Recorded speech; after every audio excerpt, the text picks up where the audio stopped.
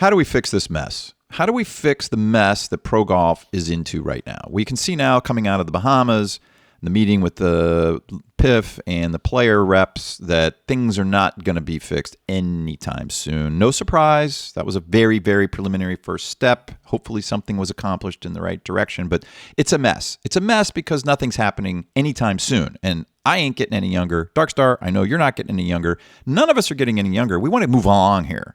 Let's get pro golf to a place where everybody wins. You guys on the LIV side of things, the PIF, you guys over on the PGA Tour side of things, and we, the fans. We want to get there. Darkstar, this episode is how do we fix this mess? And frankly, I don't think it's that hard. But I'm going to let you go first. We have not talked about our separate ideas here. Maybe they're similar, maybe they're not. Don't know. We're going to do this in one take right here, right now, and we'll debate where needed. And I'm coming at you. How do we fix this mess? All right. So the first thing, the aristocracy is not going to give up total power.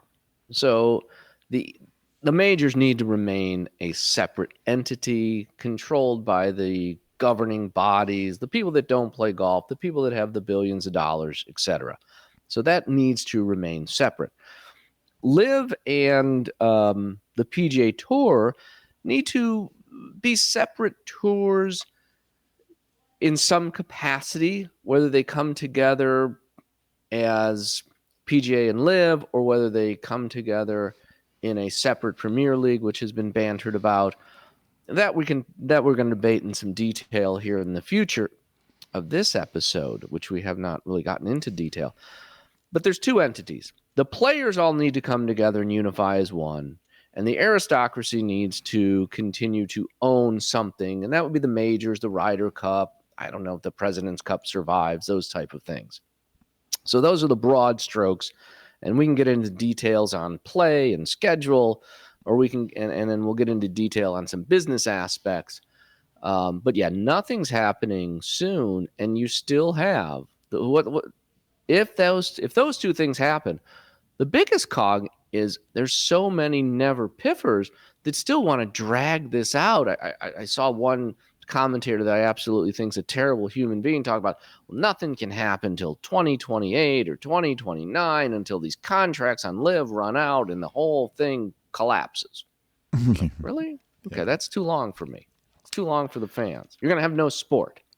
You're going to end up going the way of kart and Indy, and kart didn't survive. Yeah, I think you're probably going to be good on the details here when we get there in a minute or two. The vision has to be laid out first, and that's what we're going to do right now. So the sides everybody has to win, obviously. Everybody has to have a win here, or there's no reason to do a deal. Okay? And nobody's going to win everything, so there's compromise. Compromise does not mean what you think it means, though, audience. Compromise is giving up something, yes, that's a little bit painful, maybe very painful, to get something more, to get something better. Okay, I'm willing to do this in order to get that big thing over there. Yeah, okay. So what's going to be given up to get something better? The PIF is misunderstood by a lot of people in this subject of golf. The PIF doesn't want to destroy golf, pro golf, and then be the only tour. That's not its objective. They didn't get into this to do that. All they want to do is join a very healthy pro golf system around the world so that they can participate with business elites. That's their mission. Fine. And bring golf to Saudi as a Western sport to help them become even more Western in their move towards integrating their economy more with the West. Okay. So destroying it doesn't work for them. So they're not going to. That's not how they see things. Meanwhile, back on the PGA Tour, they see the PIF and LIV as a threat to their thing. Like, this is our thing. And there's different reasons for the threat that they see. The aristocracy sees it one way, Tiger sees it another way. And the players, surprisingly a little bit, have become the big fly in the ointment because the players see the threat as just more competition. Now that the competition is left, they've gotten rid of 25 top guys that are inside the World 100. which gives 25 more spaces for 100 more PGA Tour players to think that they can qualify for those 25 spots. So it goes directly to their ability to make money. You're never going to convince PGA Tour rank and file guys to take these 25 players back because you're taking money right out of my pocket.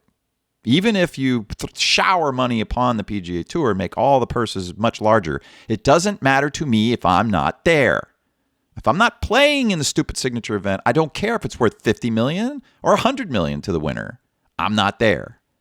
Okay, so that's out. So how do you craft a vision? And I think Dark Star's right on it. 2 leagues. You need 2 leagues. The PGA Tour guys have to have their own show. Period. Full stop. No integration with LIV whatsoever. Not at that level. You do your thing. PGA Tour players, and I easily settle to the rank and file. That's how the meeting starts. We're not merging with anybody. Oh, they're already excited, the rank and file, and the meeting is 30 seconds. Then you go on to explain what's going to happen. And you tell the LIV guys, we're not merging with the PGA Tour. And they're like, what? Whoever said we wanted to do that? And they all laugh because they never wanted to do that. They have no interest in the PGA Tour. Not really.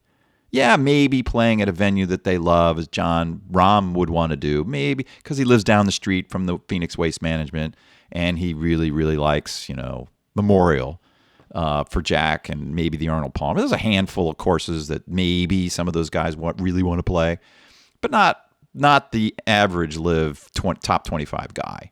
So we're going to keep doing our thing. Great. And here's what's going to change. We're going to play each other X number of times a year. And we're still working on whether that's going to be at the Arnold Palmer or at the Memorial at Muirfield Village or at Riviera or somewhere else, maybe TPC Sawgrass. Fine. We're working on that. But that sounds to me, Dark Star, like 5-6 tournaments, interleague play for those venues. And that elevates those venues into mini majors. It's a new word I'm going to bring today. A mini major. Mini major. A mini major. I like that. Yeah. So they have mini majors now, and everybody wins. And I'll pivot to you now because I have much more to say on this topic. But at least that's step 1 for me. 2 leagues, decidedly different, come together for those mini majors. And I'm selling this now to the PGA Tour as a break for them. You get to have a mini major now. That's more money. More money. And you're going to have our top whatever guys there. And that's where we do our mini majors. Go ahead. Yeah, as I would just to get into that a little bit more, I think what we would both like to see is, yes, separate PGA Tour, separate LIV events. And when they come together, this is what I would love to see, which I think would never happen. Just like the American League and the National League, when an American League team goes and plays in the National League ballpark, there's no designated hitter. And what I would love to see is when, okay, you take, let's say we're going to the Arnold Palmer, and the top 25, 30 LIV guys go and fill out an 80-man field. So you have 50 guys in the PGA Tour, the top 30 guys from the LIV Tour, and that is a mini major. Now, when they go to Hong Kong, this would be my favorite. This is where the LIV team aspect I really enjoy a lot more than certainly Peter Malnati. You have these LIV teams are going to be franchised, and eventually there's going to be 5-6 guys that are owner. You're going to have a Lee Westwood who's no longer going to be playing golf, but he's still going to be a part owner, maybe a captain of his team. So on a Hong Kong event where you have, let's say, 60 guys playing, you cut out, your Brooks Koepka. You have to decide, who am I going to sit? I'm going to have to sit a guy for this event. For the mini major that is in a LIV ballpark, we're going to have a 3-day shotgun, 60 guys, and the PGA Tour is going to take, guess what? Their top, say, 10 guys. So Scotty Scheffler now gets to choose his 2 teammates. I love that idea. Why do I love that? I just literally thought of that. We're going off the cuff this morning. It's unrehearsed. One take. So this would be the greatest thing ever. So Rory McIlroy and Scotty Scheffler get to choose 2 partners. So they have, in the LIV ballpark, we have the team aspect, but it's only got 3 team members. Maybe all their scores count all days. That would be cool. Definitely have to go that direction. Yeah. Everything counts. So now you have, again, a mini major, say in Hong Kong, 30 guys in the PGA Tour, 30 guys in the LIV Tour, and the LIV guys have to now accept the fact that, hey, I'm Pat Perez. I'm sitting because, well, let's be honest, I'm the fourth man on the four aces. Okay, so I'm sitting it out, but I'm rooting for my guys because as an owner of the four aces, if my guys come through with a podium finish, I get cash for not playing. Isn't that, boy, there's a concept. There's a unique golf and unique sports concept. I get paid for not playing. That happens in business, by the way, in case anybody's interested. And when you have contracts, it happens on all sports teams. Not everybody plays, obviously. You need a second string. I need to say that more tongue in cheek. Anyway, so that would be, in my opinion, like somebody would put me in charge, which would be the greatest thing ever in golf. I did say that out loud because I'm getting fed up with this crap. Dark Star rules. The Dark Star rules. Dark Star rules. But no, in all honesty, that would be the best thing ever. So you have, say, 10 to 12 PGA events, 10 to 12 LIV events. You have 5 or 6 mini majors. How awesome would it be to be playing in Melbourne, a 60-man field with 30 guys from the PGA Tour on 10 teams and 30 guys from LIV Golf playing on 10 teams, going at it in a team and an individual. That would actually be exciting. I would be riveted to that. Me too. I'm already excited, and let's throw in some more wrinkles to what we just laid out. The number one thing that's missing from pro golf, in my view, is it's come to be because the players have been manipulated all along. They've never been in a position of strength ever. From Walter Hagen on down, they've never been there, the pros. And that continues today. What do the pro golfers, the players, own? Nothing. Zero. The majors own the majors, the tour owns the tour, and the players own zip. And even in this new world where PGA Tour Enterprises is giving out shares, that's not going to mean anything to those guys, and we're not going to go into that today, why that is, but you can't do it that way. They don't have revenue. That would be a disaster. It's stupid. It's stupid. Yeah. It doesn't matter who owns what. It doesn't matter that the NBA players in America don't own the teams, or did own the teams, or owned a portion of the teams. It doesn't matter. What matters is revenue sharing, and that's what they have. They have revenue sharing. And that's what you need. And that's a whole different kettle of fish. You don't see the PGA Tour talking about that. That's what they should be talking about. You don't see the PGA Tour at all, Dark Star, talking about digital rights, where this all started 2.5, 3 years ago with Phil. Digital rights, I haven't seen that phrase at all. Zero. The aristocracy has successfully manipulated this thing into exactly where they want to play. The players, and we, as siding with the players, are in their sandbox. They're talking about handing out stock options. You know why they're talking about it? Because it doesn't mean anything. They're not giving up anything. Exactly. Go ahead. Let me interject for everyone out there. Giving somebody an equity share in an entity that's never going to have a cash payout we're just going to simplify it and call it a cash payout. You're not actually giving the players anything because the PGA Tour is never going to make money where there's going to be a cash event. So again, never gonna sell it. They're going to think they're going to get something, but they're going to be manipulated into, again, not owning or profiting at all from anything but their labor. Yeah. Congratulations. You're a tiny, tiny minority owner of a company that doesn't pay a dividend. Oh, well, that's exciting. Yeah. Here are your 5 shares in Apple Computer. Is Apple paying? Let's pretend Apple doesn't pay a dividend. I don't know if they do or not. They do now, yes. It's what's it worth? Nothing. Nothing. Revenue sharing, on the other hand. Oh, yeah, I want that. If you're a pro athlete in a pro sport, that's what you want. Definitely. And they're not doing that. So more proof of where we've ended up. And I just laid that groundwork to make this next point, which is the players need to own something, and that's really revenue sharing. So we need to move towards revenue sharing, and we need to talk about that amongst the players, because that, and maybe that alone, Dark Star, can unite the players. And once the players are united, it's over for ownership, for the aristocracy. Exactly. It's over. Yeah. And that's where we need to head if you're a player guy. And Darkstar and I are for the peasants. We stand for the peasants. And in this conversation about pro golf, the peasants are the players. So we're for them. And the only way you're going to unite these guys is through revenue sharing concept. And that's what we're going to talk about. But you get to keep your league. PGA guys that are worried about that, nervous about that, players 50 through 150, deservedly so nervous. Can't fault them for that. And LIV guys are happy to stay where they are. We're going to have these, so let's call it 6 mini majors. And who's going to own them, or who's going to, more importantly, who's going to revenue share? The players. Right. The players, Darkstar, are going to get revenue sharing in these mini majors. That's what's going to happen structurally from a business point of view. And you're going to talk about how to set up the mini majors. But now they have, and well, let me put the cherry on the top here, and then I'm going to give it right back to you. What do the players need more than life itself almost? A major. They need their own Super Bowl. You can't have 4 Super Bowls that we don't own. And guess what? You're never going to get the 4 Super Bowls of golf to give up what they have. Not going to happen. Yeah, they can toss some more money into the prize pool, and that's what they would offer. But no, not the same if I don't win. It's not the same as revenue sharing. You can be player number 12 on an NBA team.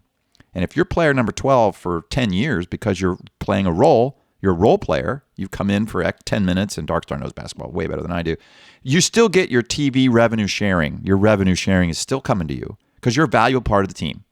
The guy that's playing 1/20th on the PGA Tour is still a valuable part of the tour. It couldn't operate without that many guys. Okay. Right. And that's so what I wanted. They should get some revenue sharing if they are sticking around long enough. And the superstars are going to go to these mini majors.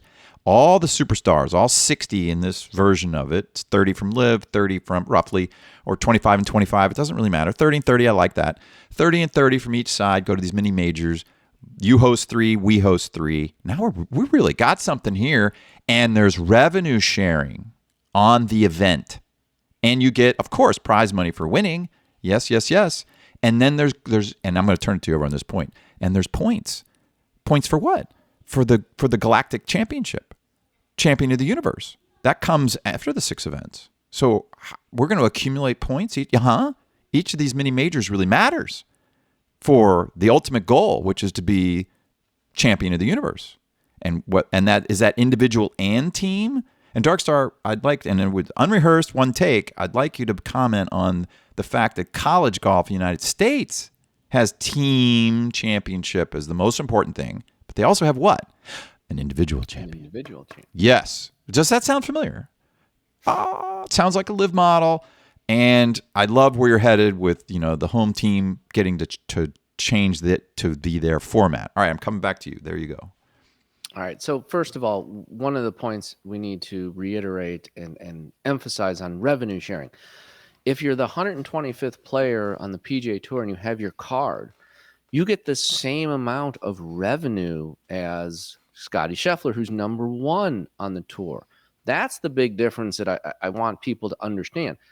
In the NBA, for example, or baseball, the revenue sharing is equal amongst all of the players, which is a huge difference because I'm sure we're going to get some fans out there that are going to say, well, they get a retirement and all this, but your retirement is based on your earnings on the PGA Tour.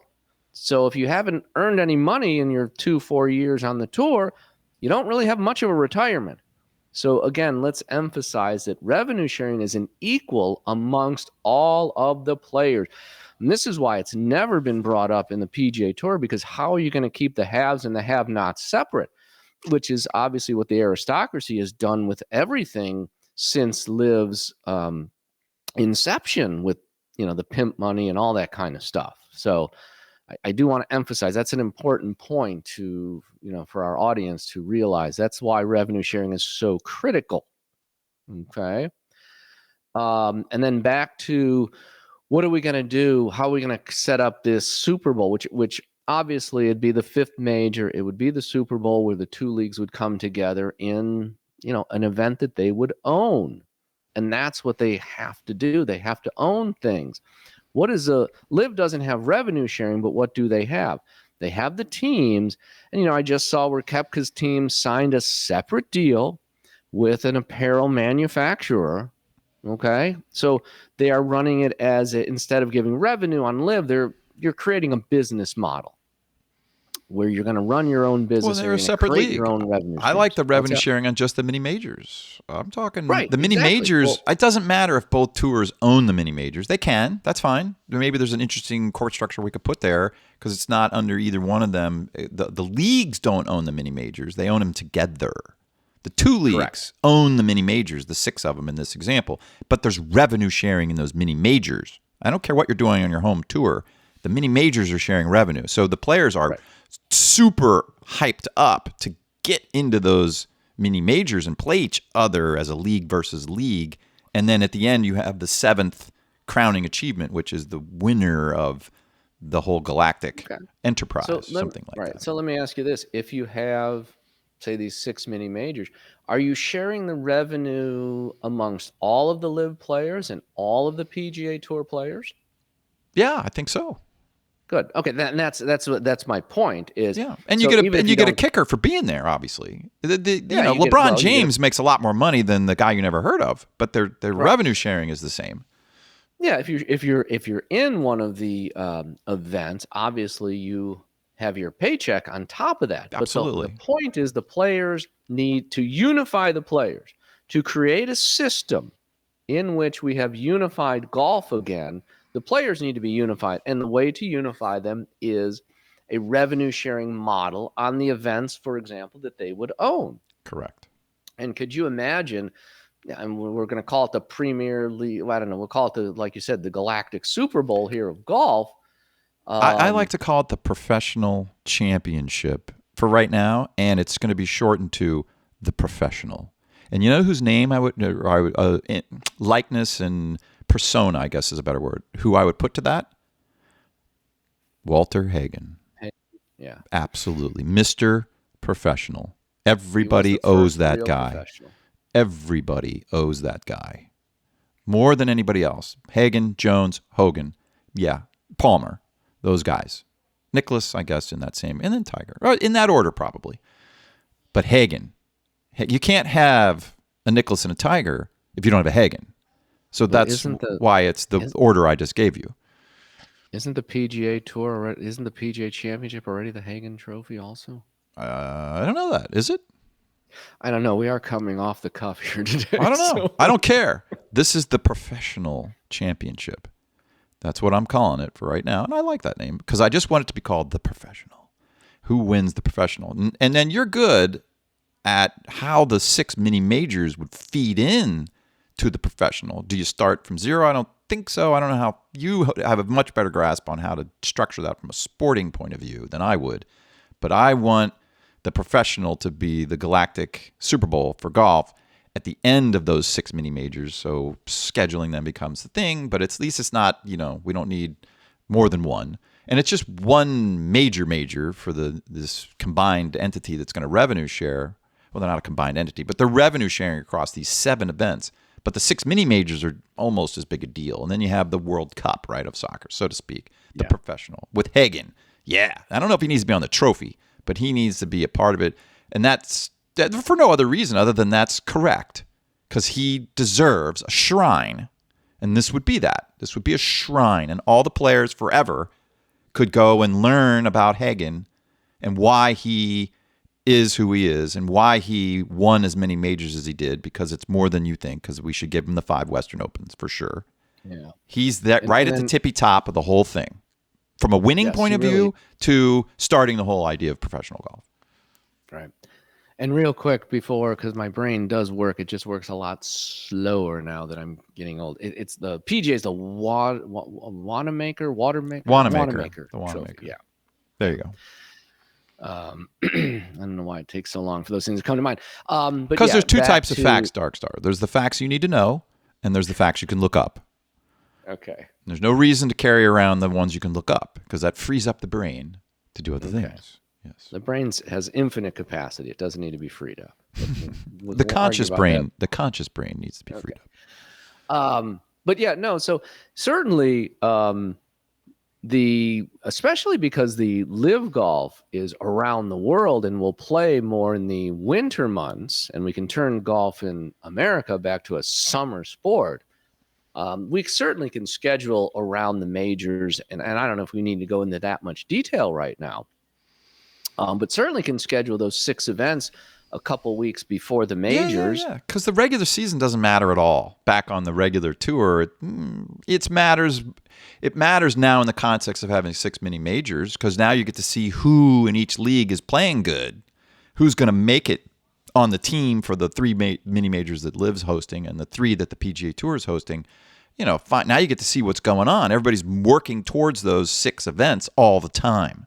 That makes the regular bump and grind tournaments interesting to hardcore fans like us. But then the mini majors happen, and then you're talking. And how long is the NBA season? Forever. In America. I know it is. So is it 9 months, 8 months? How long is it? It goes from October through June now. Is it all of October? I think I don't know. So let's say you have 2.5 months. Nobody starts watching the NBA and then 6. So it's after March Madness. It's 8, 9 months. And so the PGA Tour season can be 6 or 7. I just want to make it long enough that all this can fit and still give the guys enough time off to regroup.